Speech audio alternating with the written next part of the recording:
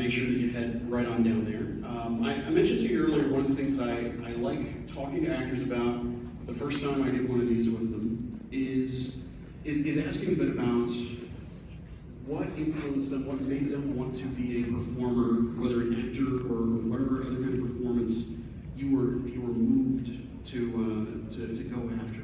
What was it that made you want to do this? Okay, who's from New York? Okay, so do you remember, I might be a little older than you, but do you remember that $1 million movie on like Channel 11 or 9 that they used to show the same? Okay, so my parents, my father worked in the Fulton Fish Market, so he got up very early, and their evening would be, 3 to 7. And one of the things they would do is they would watch those movies. I moved that away from my face. Get out of here. Read it. I'm gonna go. Okay. So basically my parents would watch these movies and they would discuss all the different actors and the sets and the credits, the scenery, the costumes, and I believe that it's from there my interest in film started. What were some of the movies that you gravitated toward, that you became a fan of, that you saw, and that did for you what for many of us, Goodfellas and other films that you've been in have done for us, that just really made you realize what movies could be and what they could do? Well, I'm a big Bette Davis fan. I'm a big it'll come to me. I loved all those movies where the women killed the man. I mean, a bunch of us are fans of that as well, so you're a good company. Barbara Stanwyck, a big fan. I loved all their costumes and hair, and I loved Double Indemnity. I loved Marilyn Monroe in How to Marry a Millionaire with her glasses, where she's blind all over the place. I liked all those really strong, basically all those strong women. Now, a couple of strong women that you were very well known for playing, Dr. Melfi in The Sopranos, Karen in Goodfellas. Are those roles that you are so well known for, are those the kind of thing that you have looked at, you've revisited since? Are you the type of actor who doesn't want to watch themselves once you put it on the screen? What is your relationship with those women who you created for us now? Well, I like the created for you because that's interesting to me.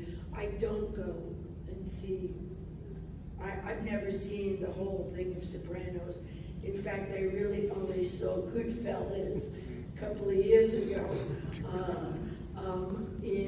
at the Hollywood Cemetery. They do this thing that's absolutely fantastic. And apparently there was the biggest crowd they ever had. And it was the first time I saw the entire movie through with an audience. And it was really, really great. That with a big full moon. And I never realized how funny the movie was. I found myself laughing out loud as people were getting killed. It was incredible. But yeah, I don't watch it. I don't like to look at rushes. Those are the things that the director and the rest of the crew look at every day. Many actors like to go see that. I like to create it. One of the things that I love is being surprised by actors who I'm a fan of when they show up on a TV show that I already like. And when you showed up on Rizzoli and Isles, it just made something I already liked even better. What was it like working on Rizzoli and Isles? What was that cast like? What was that production group like? So it was the first time I get to work with girls. I've always been with the boys. That's always been a theme that of mine. So the girls were great. Angie is a gorgeous woman, professional, funny. She's got legs for days. And Sasha is a magnificent young woman, and so for me it was a lot of fun to get to know them, know their families. It was great. The crew was great. I mean, I think we were really lucky. We got a lot of years out of it. We shot it on the Paramount lot, so that was fun to go around and look at all the stages and all the great movies that had been shot in those stages. That was fun. It was incredible. One of the things that you've talked about in interviews was not wanting to be typecast to a certain type of part, that it seemed like there was just an unending stream of people who wanted you to play a part like Karen for years and years and years. Right. I wonder, at this stage, as a movie fan yourself, I assume, you keep up with some stuff, you got some favorite stuff that's out there. Are you seeing things changing in a positive way? Are you getting to see other women get to play the kinds of roles that you wish there had been more of, say, in the wake of Goodfellas? What are you enjoying seeing coming to the screen now that maybe wasn't in the cards back then? So what I love now for women is we have a lot of fabulous movie stars on TV. I watched the first Wives, the First Ladies, which is an incredible series. You have Viola Davis, you have Michelle Pfeiffer, and Gillian Anderson. I mean, they are fantastic. I've been watching Gaslight with Julie. I mean, we have now fabulous movie stars on TV now, which you would never have had years and years ago. But that's because the roles are being written better for women today than they were before. Before we were just always don't get me wrong, and we were like background. We had, There's a functional purpose. Right. It was never the main artery of the story.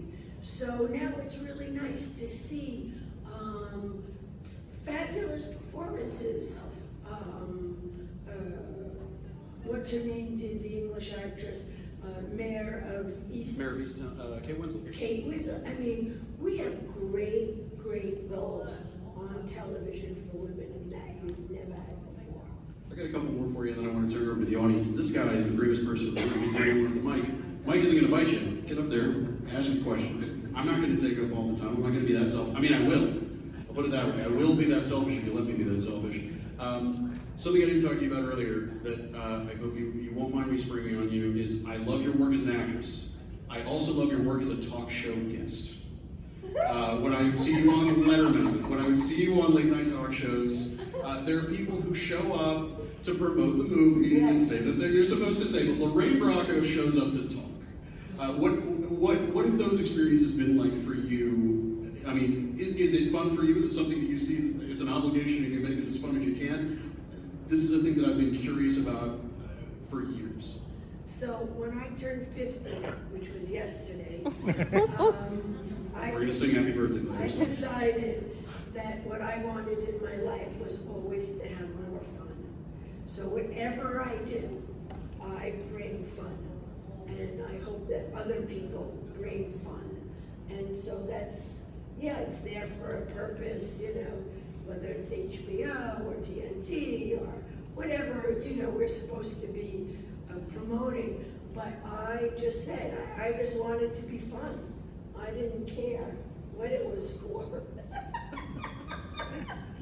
You're supposed to mention the series. Oh, I forgot. Oh, well. I mean, that's how I feel about it. And again, when I was 50, I called it the F word, more fun. So I got one more for you. A lot of us come to these shows to meet people like yourself who have created these heroes that we've seen on screen, people that we've looked up to that watching I'm you? sure and I've moving through a disappointed show? all Oh, of them. come on. Who were real people heroes or fictional heroes for you that made a difference in your life, that informed the kind of social responsibility that is a part of what you say and what you do and, That's a really good question. and what you choose to put out there? So, I mean, there's so many people, I mean, that I've admired and respect, whether it was my English teacher in ninth grade, Mr. Horowitz, who asked me, what do you want to do with your life, kid? And I told him I wanted to be a model. And he said, well, let's find out if you can be a model. And we spoke to my parents, and he brought me into the city, and I got a modeling contract. So that was a huge person who never judged me or never, because I was never a great student. But I had a big personality, and he was like, what do you want to do? And it was interesting, Billy Joel came from my school. And it's funny that the music teachers said to Billy, what do you want to do, kid? You're terrible in school. You can play music. You can do this. And Mr. Arnold, told Billy, you can do it. People, who I admire. I mean, I love Eleanor Roosevelt. I love Meryl Streep. I love Michelle Obama for being who she is and never folding to the politics of it all. She just stayed herself. I don't know, I mean, tons of people. It was a good question. Can I come back to my book? And fill in the blanks? Of course. Because there are so many that meant something to me in my life growing up. I mean, my parents were incredible. He was a fishmonger, and she was a war bride from England. He met her at a USO dance in London, and he said, I'm going to marry that girl. There we go. And, they lived for a long time, and they were married for almost 70 years. Good, bad, and ugly, but, but I admire them. I don't know, you wanted what, other people's? Oh.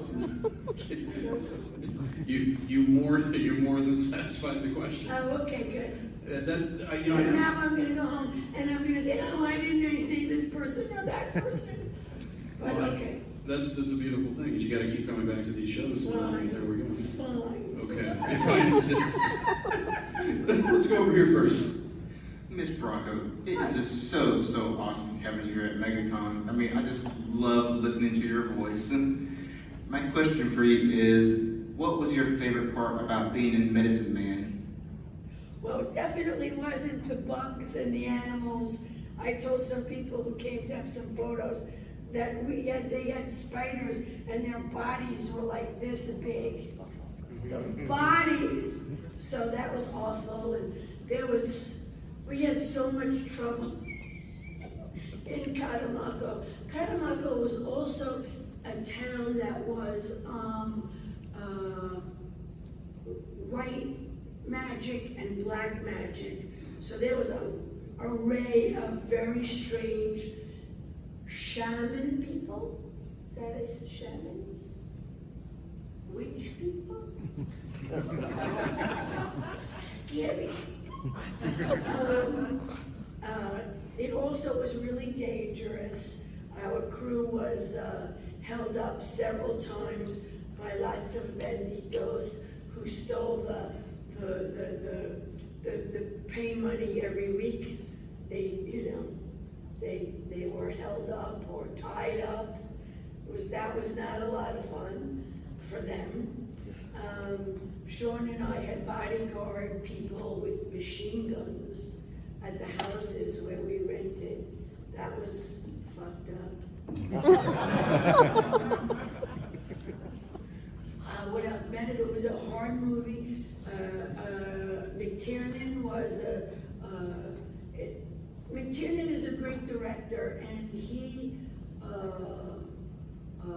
had a lot of trouble on the film. It was a really hard shoot. We did these, I told somebody we had to go to tree school every Saturday because it was really hard. We had to go up into the canopy of those trees, and it was like 117 degrees in the shade. And, you know, Sean was not a young man, and I was worried about him. And, you know, we had to go up there and act, and you know, again, we went to school, so we had to learn how to do all that. They weren't just throwing us up there. I guess that's like Tom Cruise when he learns how to fly those planes. Yeah, that was Sean and I, and learning how to do all the ropes in the trees. But it was hard. It was not an easy shoot at all. There was no rest. There was not one restaurant in town. You're bringing back bad memories. I'm just telling you. Can he be removed? I can tell you one fun thing. My kids were with me, and my daughter Margot turned 12. And there were no stores, there was no rest, there was nothing. It was, you know, it was a jungle.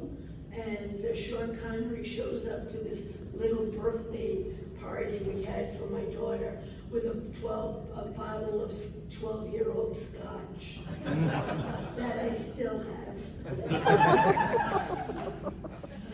And she's opening it today. All right, let's go over here. Hi, thank you for being here. Preface to my question, and thinking back in your work that I've enjoyed so much, there have been intense scenes like in Goodfellas, where Karen confronts her husband about an affair, and they get in a screaming match, and he ends up throwing her on the bed. Or in The Sopranos, when you know, Tony confronts you. So my question is, how do you prepare for those really intense emotional scenes? And when they're over, how do you wind down from them? Well, the last part first, you're exhausted. You go home and you just drop, because it kind of takes everything that you have inside of you to do those things. And really, it's not fun, it's not easy, and it's exhausting. How do you prepare? Well, an actor prepares. You know, you go through your lines, and you know, by the time you get to those kinds of scenes, you've already in a rhythm of working with the director and the actor, and you know, you kind of know, you kind of feel where you want to go with it. But sometimes you just don't know. Things happen, you know, and other things spark up in a scene. But you prepare. You know your lines. You know with the cameraman. You work out where you're walking, where you're going. The lighting guy will say, "Here's your key light," which I never could ever pay any attention to, like this guy.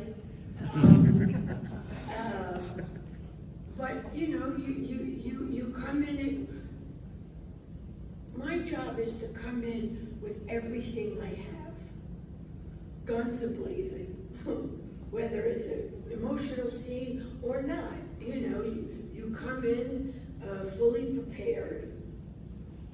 And the best part, honestly, is I love it. And I think that's an important part of it, loving, like anybody. If you love your job, it is no longer work. It's something that you love to do, and I think that's an important thing in life. So, but yeah, you come guns a-blazing. Actually, made me think of a follow-up, kind of a forked sort of thing. I've heard other actors talk about being on different director sets, like going to camp, but a different camp each time. Different sets work differently, you know. What is, I mean, you talked a bit, we're not gonna dig into all the memories of Medicine Man. You know, as a director, you know, how would you put it that John McTiernan working with actors maybe differs from Martin Scorsese? You know, what are the personalities of these directors like? You know, there's no rhyme or reason to them. Yeah, directors are weird people. And they say weird. They're weird. You know, look, some people, it's like people that you meet. Sometimes you fall in love with somebody and you love them and you love their personality and they're fun. And there's other people you're like, oh God, I've got 4 months. God, help me out of this. Pray every night. You know, it's a question of personalities, really. Some directors I have adored, and I would run into their arms. And there's some directors I would run for the hills. So it's Well, let me put it to you this way: to any aspiring directors out there, how can they be great directors for what you want out of a director for actors? I remember Martin Scorsese saying, when I pick an actor, he's 98% of my movie. So if I picked the right actor, I'm in 98%. If you hire Lorraine Bracco, you're wanting Lorraine Bracco. Well, he had no choice, no one teasing. The other little follow-up I wanted to throw in, and I'm going to throw to you, is working with other actors, working opposite other actors. It's like dance partners. How does a Sean Connery differ from a Jim Gandolfini, from a Ray Liotta? Well, I'll tell you one thing. First of all, the three of those three nuts, very serious, big actors. They need to relax. Serious. They're no joke. Work is work. They come in prepared. They come in hot. They come in knowing what they want to accomplish in the scene, in the movie. It's not a free-for-all. It really is serious work. And you somebody like Sean, who I thought was going to be like, oh, but he was dead serious. Jimmy Gandolfini, dead serious. Knew every word, every line, And he used to say, who the fuck died and gave you this part? So I would say, so how was your week? And he would go into, a 3-page monologue. And I'd come in and I'd be, he worked every day, 14, 15 hours a day. I worked 1 day a week, and he was always mad at me for that. I said, I don't write this. I do my part. God gave you this part, Bracco. And Ray Liotta too. God bless Ray. He used to, because with Ray it was different. Ray was very serious, but I was younger in the acting thing, so he would always kind of push me in my mark, or he would guide me a bit, give me an elbow. It was very funny. But God bless all three of them. They held me up. Go for it. Sir. Hello, Lorraine. Pleasure speaking with you today. I do want to kind of disagree with you a little bit about there not being strong female roles and point to yourself as a great example of that. Dr. Melfi, holding her own against Tony Soprano, amazing. And on that statement there, The Sopranos, David Chase already let the cat out of the bag. He slipped up. Tony's dead, we know. I know you mentioned before you don't watch the show. Spoilers, sorry guys, I know. Not a for 20-year-old me. show. But, okay, and that being said, I know you already said I don't watch it, but I have to ask, given that Tony's dead, who do you think killed him? Who do I think killed him? Yes. No fucking clue. The official answer, it's now in the canon. Not for me, he's not dead. So I've got a couple more things for you. Are a few of you going to head downstairs and see Lorraine after this? Anybody? Right. Don't be shy. Yes? Yes? Yes? All right, come on. Coming out and doing these conventions, how many, I mean, have you done any of these? No. What has this experience been like, meeting people and hearing what the work you did for people that you couldn't have possibly known while you were doing it, while you're doing the press for it, all that kind of stuff? What has that experience been like for you, getting that kind of feedback, which is different than any fan mail you could have ever gotten? It's humbling. Got a lot of love, thank you. It's humbling to me. I did one MoGCon thing in New Jersey, and I was humbled. I am humbled. I'm still humbled. Thank you. I really am. So let me ask you this. We've talked a lot about things that you have done in your career, things that have changed for you in terms of perspective and interest and that sort of thing over the course of your career. What interests you now? What grabs your attention? You talked about, 50 equaling fun and deciding that you're going to have fun. Yeah. What do you do? What interests you either in the realm of fun or just in general? What is it that you want to put out there now? Okay, so first and foremost are my two grandchildren. They're 8 and 3, and we're trying to potty train. And we say, Delphine, it's better if you do it in the potty, and pee-pee in the potty. We make dances, we're singing songs with my daughter. And she looks at us, she goes, no! I look at my daughter and I start to laugh. She's like, don't laugh. Meanwhile, I have to leave the room. I'm hysterical. And so that is a big joy for me. I'm enjoying that immensely. I like to garden. I have a huge vegetable garden, which I'm very proud of. What else? My kids, I get a lot of enjoyment out of my kids. My younger daughter is a clinical psychologist. Thank you, Mom. But she works with the real criminals. So she works at a place in Manhattan, and it's amazing work that she does with a lot of different people. And what else? What do I enjoy? We had a full moon the other night. I mean, you're asking. I love sometimes, watching movies and TV. I still love it. Well, give us some recommendations. You're watching Gaslight. You're watching Gaslight. The First Lady. The First Lady, I think, is terrific. This panel brought to you by Showtime, apparently. No, Gaslight is on. Oh, it's on Stars. See? Don't be like that. Look, they're paying us good money. I got a show for them the right way. There was something on HBO that I'm loving. I can't remember. But yeah, there's great TV. Now I understand why we all want a TV the size of a movie screen. I get it. What else do I do? I cook. I like to cook. What do I get?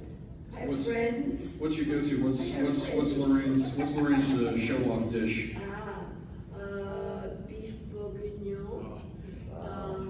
I'm really a good steak. I know how to grill a good steak with potatoes. I make a really, really, really good biscotti. I've won awards.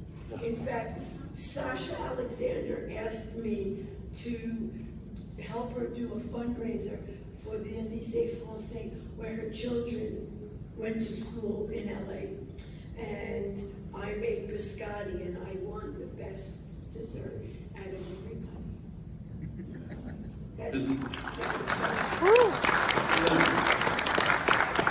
My father would be so good. I enjoy life. I enjoy my friends. I love to go to a restaurant. I'm over COVID, which I had, by the way, my 2 vaccines, the 2 boosters, and then I got COVID. Oh. That was fun. I didn't have to go to the hospital, so I was happy about that. But, you know, I'm over this. I'm over it, you know? Yeah. Well, to close then, on that note, what has it felt like being out and doing stuff Fun. like this again? Fun. I mean, has it just getting on the plane gives you the charge? What, you know, at what point does it start electrifying you? No, it's great. I love it. I'm a people person. I like to be with people. I enjoy it.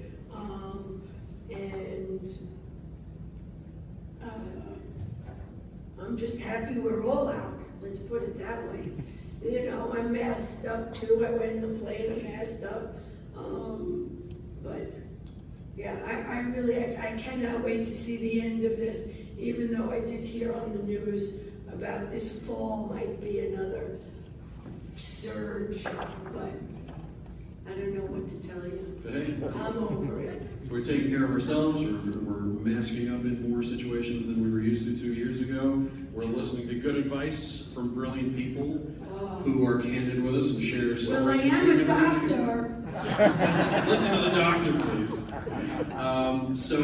You know, if you had a question that you wanted to ask Lorraine, getting in front of people, oh, hey, this guy wants to just raise his hand, go for it. Come You got on. something, I was come gonna say, on. what are some roles that you went for, really wanted, but didn't get? Is there a role or two that you kind of went The for? roles that got away. It's always fun, I think, to hear that. Okay. There's 2 roles. One I wanted so badly that when I didn't get it, I sobbed for like 3 days. And that was, I gotta remember the name of it now, Working Girl. I auditioned with Mike Nichols. I gave a great audition. I was very proud of myself. And I said, I got this part. I just know I have this part. And it went to Melanie, who did a great job. Was it Also got an Oscar nomination. Was it the cast that you wanted to work for? Did you like the script? Mike I mean, Nichols. were you a Nichols and May fan? Were you a Yeah, Mike Nichols Mike fan? Nichols, and the script, the part was great. It was great. It was a girl from Staten Island. I'm a girl from Brooklyn, you know, who rises, you know, in the business world. I would have loved to have played that. The other part I didn't take because I was exhausted and didn't have anything in me to give. When I came back from Medicine Man, from 4 months in the fucking jungle. Because you don't know jungle, okay? You think Manhattan's the jungle? It's not.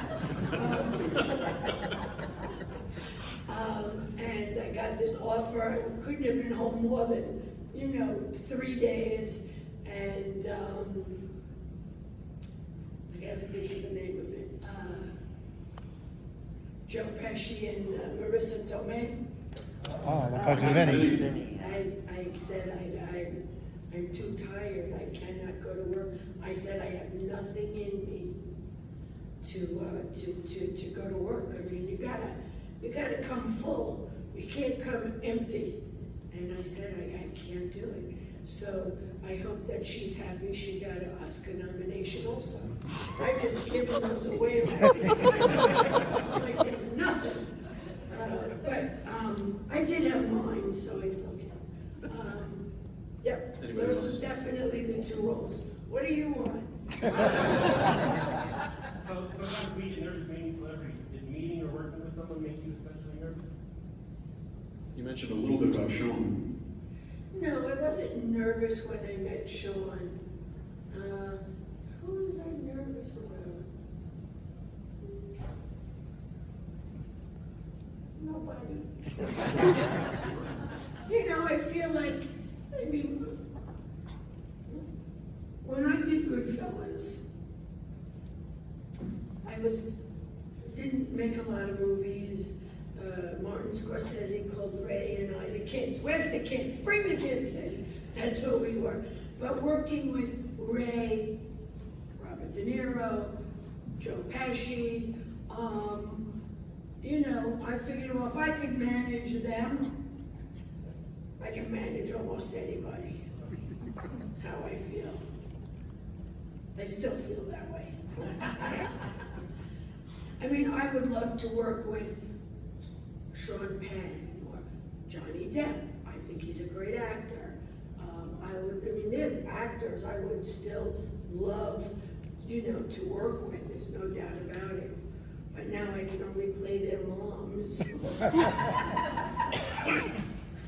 Which I've had a good list of mom roles. Elijah Wood, I played his mom. Leonardo DiCaprio, I played his mom. You know, I've had a nice little list of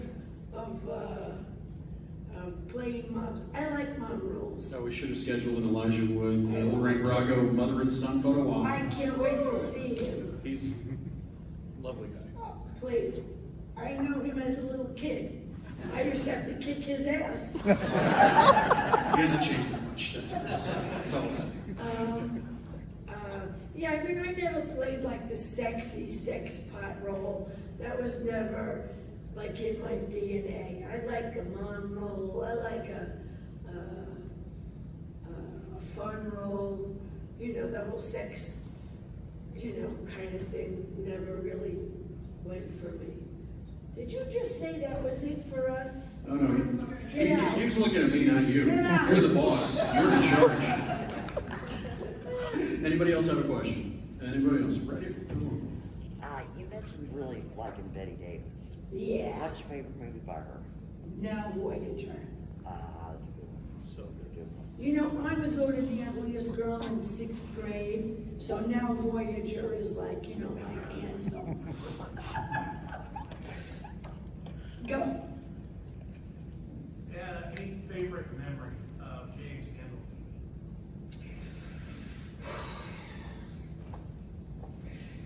I'll give you two. One, I used to love to watch him work. Sometimes I would forget that I was supposed to be there. I would be like, this fucking guy is amazing. And then one day he mooned me. And I personally have never seen an ass that big. It's true. He was a lot of fun.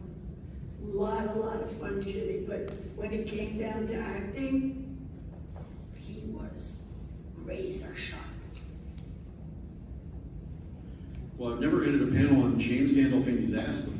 Well, we got one more. Is it Go ahead, go.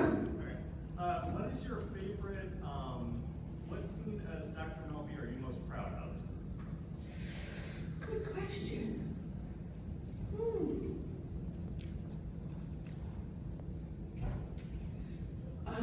That's a good question. So since I never really saw the episodes, I loved when he tried to kiss me. Yeah, that was fun. It was like, get off of me. The doctor here, back up. Yeah, I loved that he got all kind of romantic. Yeah, I'd smack you. I would think that was, you know, some of the early on scenes. I love the scene when he talks about, you know, whatever happened to Gary Cooper, you know, where's those kind of men? Yeah, when he says, here comes the Prozac. I mean, I always had a laugh at that. But I'm grateful that everybody, not everybody, but a lot of people took to Melfi, Tony. I really thought that, you know, I wasn't gonna have a job after the first season. I thought everybody would be like, those two, who could stand two people sitting in a room just talking to each other. And And so I was really pleased that, you all enjoyed that. Thanks for all those wonderful questions.